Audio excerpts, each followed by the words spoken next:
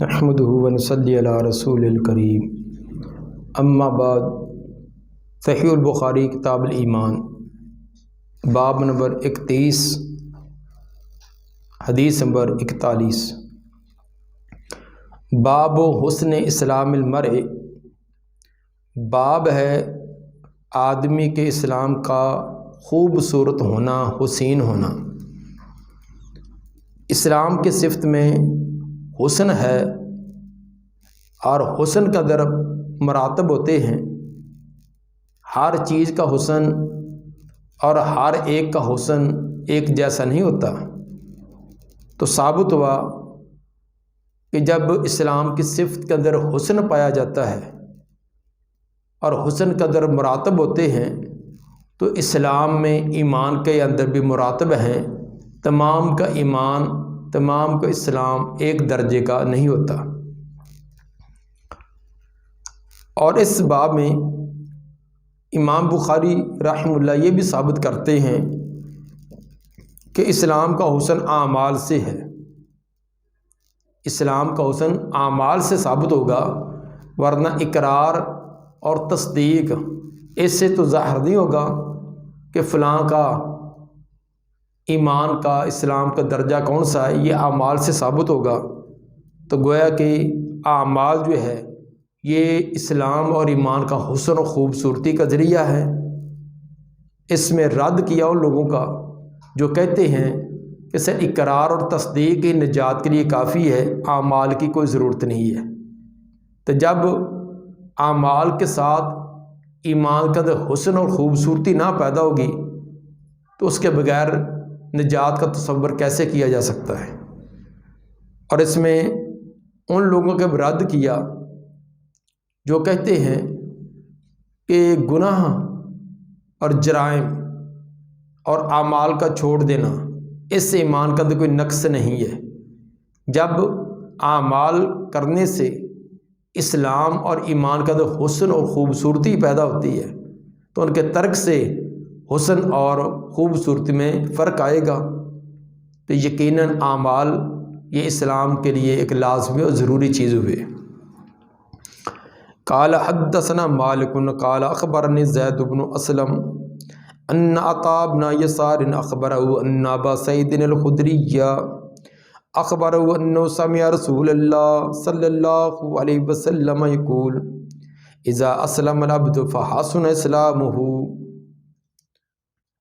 سیدنا ابو سعید خدری رضی اللہ تعالیٰ عنہ فرماتے ہیں کہ رسول مقبول صلی اللہ علیہ وسلم کو یہ فرماتے ہوئے میں نے سنا کہ اذا اسلم العبد، جب کہ بندہ اسلام لاتا ہے، فحسن اسلام ہو، اور اپنا اسلام خوبصورت کرتا ہے، اچھا کرتا ہے۔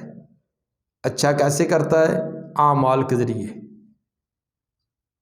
یکفر اللہ عنہ کل سیئۃ، تو مٹا دیتا ہے، ختم کر دیتا ہے اللہ اس کی ہر برائی کو، ہر گناہ کو، کان ازلفہا، جو اس نے پہلے کیے تھے۔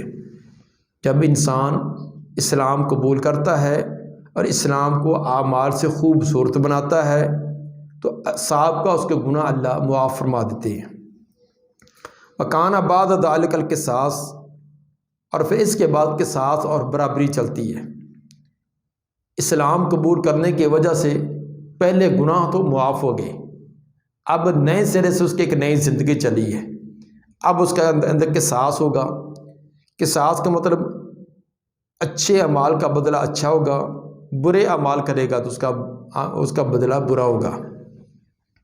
یہ بات الگ ہے کہ اچھائی کا بدلہ اللہ نے اتنا ہی نہیں رکھا، بلکہ اپنے رحم سے اس کو کئی گنا بڑھا دیا ہے۔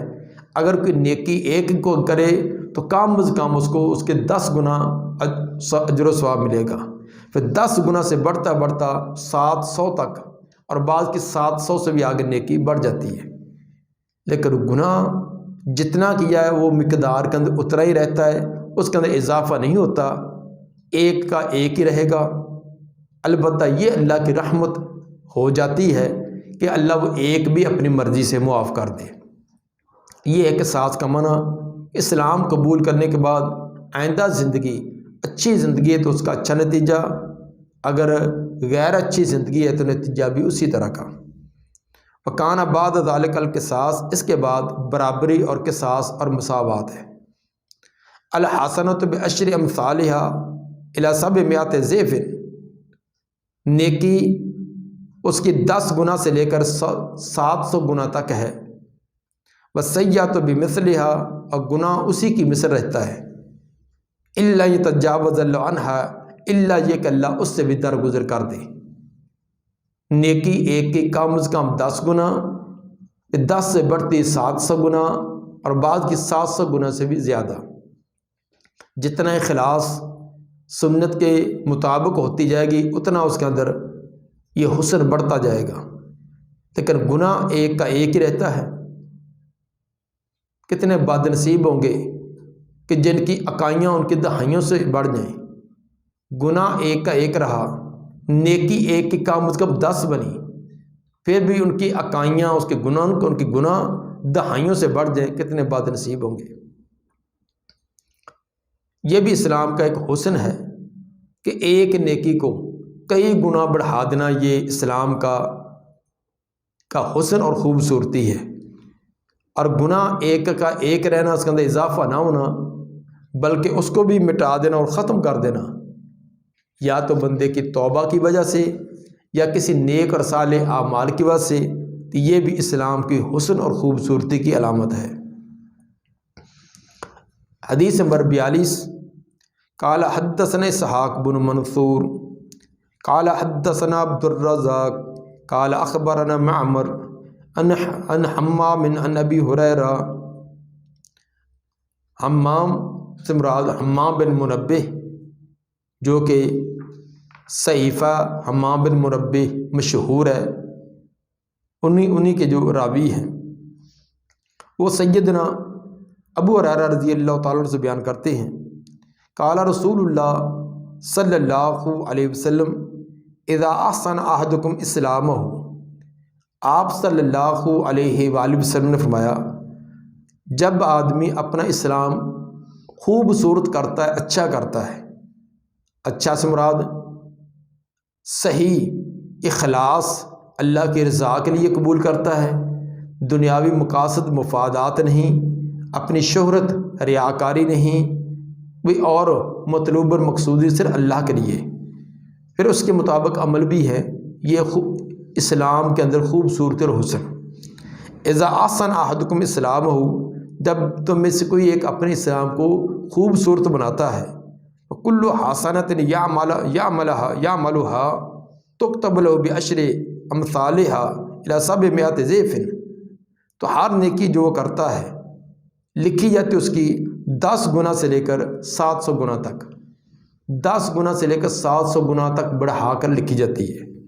وکل سیئۃ یعملھا، اور ہر برائی جس کا وہ ارتکاب کرتا ہے، جس برائی کو کرتا ہے، تکتب لہ بمثلھا، وہ اسی کی مثل ہی لکھی جاتی ہے۔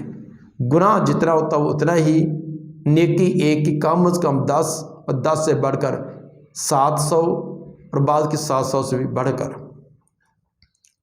یہ دونوں روایتوں سے امام بخاری رحمہ اللہ نے یہ ثابت کیا کہ اسلام کا ایک ہے قبول کرنا، دوسرا اس کے اندر حسن و خوبصورتی پیدا کرنا، اور حسن و خوبصورتی یہ ظاہر ہوگی اعمال کے ذریعے۔ باب نمبر 32، باب احب الدین الی اللہ ادومہ، باب ہے کہ پسندیدہ دین اللہ کے ہاں وہ دوام والا ہے۔ پسندیدہ دین اللہ کو وہ ہے جس پر کے اوپر دوام ہو۔ گزشتہ باب میں حسن اسلام کا ذکر تھا، تو اس میں ثابت کیا کہ یہ حسن فعل کے دوام سے آتا ہے۔ اب صاف ظاہر ہے کہ پسندیدہ دین اللہ کا نزدیک وہ جس پر دوام ہو، دوام سے مراد جس پر عمل کیا جائے، اور عمل بھی ایسا ہو جس کے اندر دوام پایا جائے، تو عمل کے اندر دوام ہوگا۔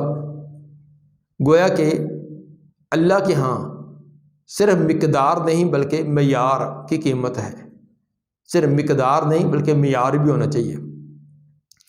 مقدار اور معیار یہ دو چیزیں ہیں۔ معیار ہوتا ہے چیز کو بڑی خوبصورت، اچھے اور آسان انداز سے ادا کرنا، مقدار ہوتا ہے اس کی تعداد، مقدار وہ جتنی مطلوب ہے وہ اتنی ہو۔ عام طور پر ہمارے ہاں وہ مقدار کو بڑھانے کی کوشش کی جاتی ہے، معیار کو مد نظر نہیں رکھا جاتا۔ جب مقدار اور معیار کے اندر بیلنس نہ ہو تو چیز کے اندر حسن اور خوبصورتی نہیں پیدا ہو سکتی۔ حسن اور خوبصورتی تبھی ہوگی، قابل مدح اور قابل ستائش وہی کام ہوگا جس کی مقدار اور معیار کے اندر بیلنس برابر ہو۔ ہمارے ہاں اس کے اندر ایک بہت بڑا اصول ہے، کامیابی تو ہر ایک چاہتا ہے، کوئی دنیا کا کام کرتا ہو، کوئی دین کا کام کرتا ہے کہ مجھے کامیابی ملے، سوچ بھی ہے، محنت اور کوشش بھی ہے، لیکن ہر ایک کو کامیابی ملتی نہیں ہے۔ وجہ یہی ہے کہ ہم معیار جو ہوتا ہے اس کو مد نظر نہیں رکھتے، مقدار کو بڑھانے کی کوشش کرتے ہیں، اور جس جگہ مقدار اور معیار کے اندر فرق آ جاتا ہے وہاں حسن نہیں رہتا، کامیابی نہیں ملتی۔ اس کی مثالیں بے شمار ہیں۔ ایک آدمی کھانا زیادہ کھائے لیکن اس کا معیار نہ ہو تو بیمار ہوگا، کمائی زیادہ کرے لیکن معیاری نہ ہو، کامیابی نہیں ہے۔ اسی طرح کسی ادارہ میں جب طالب علم کم ہوتے ہیں یقیناً اس میں معیار ہوتا ہے۔ عام طور پر جب ادارے شروع ہوتے ہیں، خواہ دینی ہیں یا اسکول کالج ہیں، جب ابتدا ہوتی ہے تو اس کے اندر معیار بہت اچھا ہوتا ہے کیونکہ مقدار کم ہے۔ اس کم مقدار پر بڑی توجہ ہوتی ہے، بڑی کوشش ہوتی ہے، جس کی وجہ سے اس کا ایک نام پیدا ہوتا ہے۔ جب نام پیدا ہوتا ہے لوگوں کی اس کی طرف توجہ ہوتی ہے، اب مقدار بڑھ گئی، جب مقدار بڑھ گئی ہے تو معیار ڈاؤن ہو جاتا ہے، جس کا نتیجہ یہ وہ ناکام ہے۔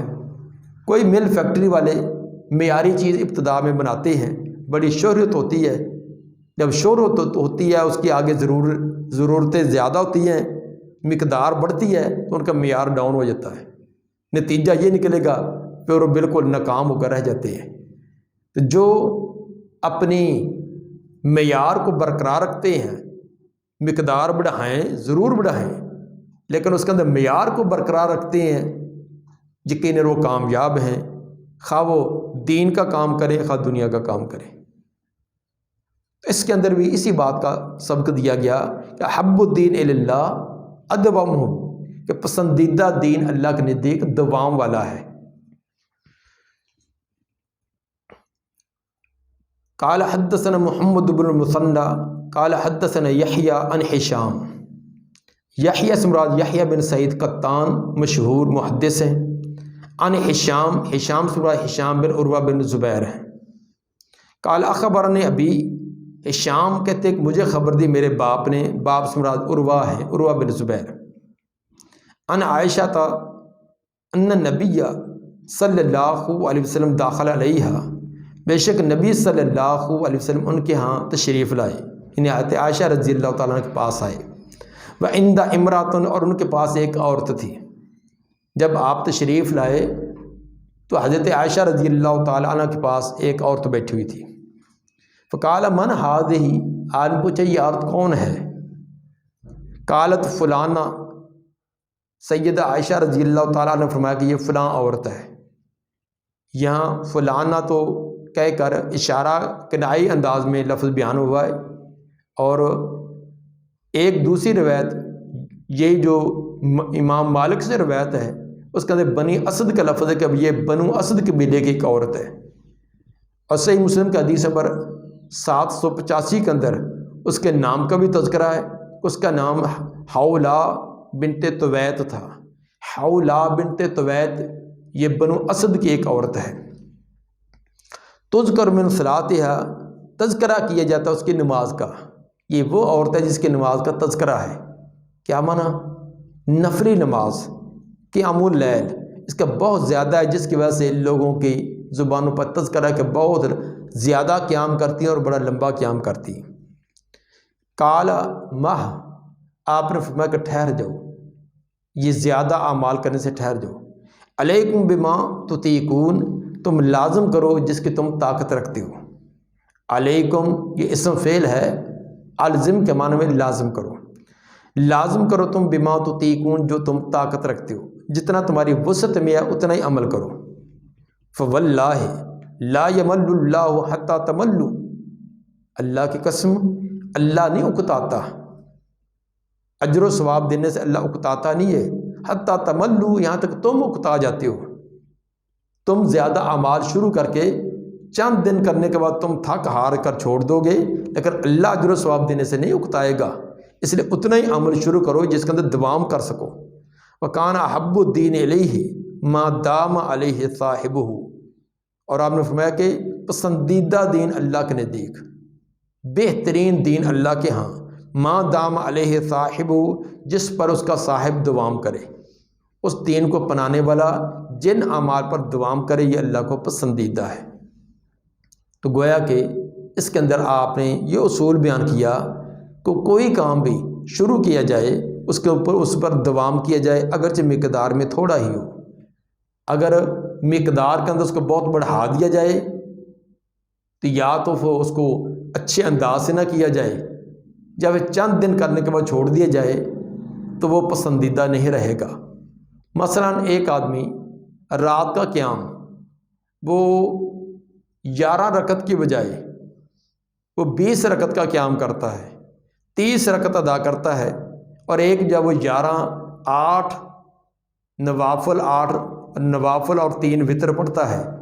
اب صاف ظاہر ہے کہ ٹائم دونوں برابر کا لگاتے ہیں یا قریب قریب لگاتے ہیں۔ جس نے 8 رکعتیں ادا کی ہیں اس نے بڑی بنا سنوار کر خوبصورت انداز میں ادا کی ہوں گی۔ نبی صلی اللہ علیہ وآلہ وسلم کا یہی طریقہ تھا کہ رمضان اور غیر رمضان کے اندر آپ 11 رکعتیں ادا کرتے، لیکن جو 11 رکعتیں ہوتی کیسے تھی؟ فلا تسأل عن حسنہن و طولہن، اے سائل اس کے خوبصورتی اور طوالت کے بارے میں سوال نہ کرے۔ تو گویا کہ آپ نے انہیں کو زیادہ حسین اور خوبصورت بنایا ہے۔ تو جب آدمی مقدار بڑھائے گا تو اس کے اندر حسن اور خوبصورتی میں فرق آئے گا۔ تو اس لیے مقدار کو بڑھانے کی بجائے اس کو معیار کو عمدہ رکھنا چاہیے۔ جس طرح کہ میں نے پہلے بتلا دیا کہ ہمارے ہاں ناکامی کا ایک بڑا سبب یہ ہے کہ ہم مقدار زیادہ کرنے کی کوشش کرتے ہیں، جس کی وجہ سے معیار ڈاؤن ہو جاتا ہے اور اس کے اندر کامیابی حاصل نہیں ہوتی۔ وَكَانَ أَحَبُّ الدِّينِ إِلَيْهِ مَا دَامَ عَلَيْهِ صَاحِبُهُ، پسندیدہ دین اللہ کے ہاں وہ ہے جس کے اوپر اس کا صاحب اس کا کرنے والا دوام کرے۔ یہ روایت آگے حدیث نمبر 1151 کے اندر بھی امام بخاری رحمہ اللہ لائے ہیں۔ ثابت اس سے یہ کیا ہے کہ اعمال پر دین کا، ایک تو اعمال پر دین کا اطلاق کیا تو ثابت ہوا کہ جو عمل ہیں یہ بھی دین کے اندر شامل ہیں۔ دین کا پیچھے معنی بتلایا جا چکا ہے کہ اسلام، ایمان اور دین یہ تینوں مترادف الفاظ ہیں، اور اعمال کے اندر کمی بیشی ہوتی ہے تو ثابت ہوا کہ جب اعمال میں کمی بیشی ہوتی ہے تو دین میں، اسلام میں، ایمان کے اندر بھی کمی بیشی ہوگی۔ یہ تمام کا ایک جیسا یکساں نہیں ہوتا۔ اللہ تعالیٰ نبی کے تمام فرامین کو سمجھ کر اس کے مطابق عمل کرنے کی توفیق عطا فرمائے۔